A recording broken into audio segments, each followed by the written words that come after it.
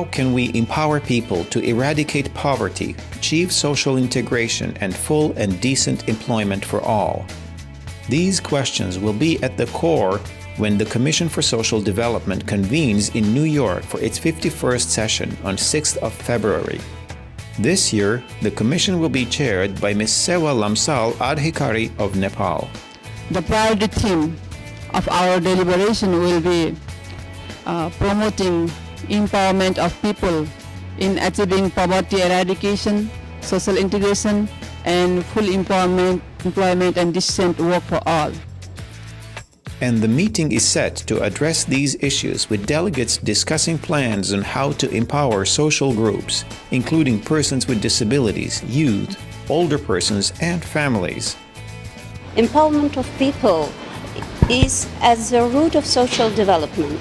Empowerment is strongly connected with increasing resources, assets, and capabilities of different social groups, especially vulnerable social groups, to engage in mainstream social, political, and economic life, and exercise greater choice and control over their own well-being.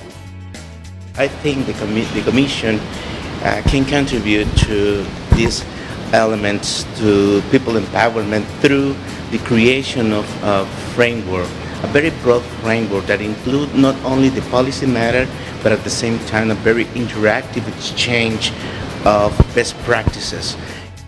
The meeting will also review the report of the Secretary General, which explores the linkages between empowerment, poverty eradication, full and decent employment for all, social integration, as well as sustainable development.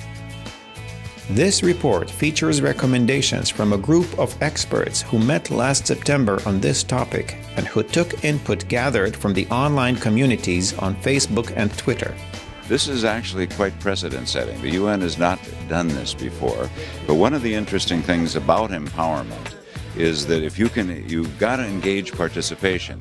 And when people both looked at the Facebook and made their presentations on Facebook, Twitter, or the survey, they were actually demonstrating that you can have empowerment of people who are far away and far distant actively in a process at the United Nations.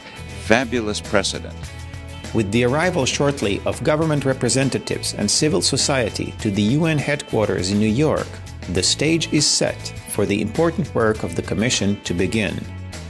A vital platform for shaping future policies, it will help promote people's empowerment and social change across the globe.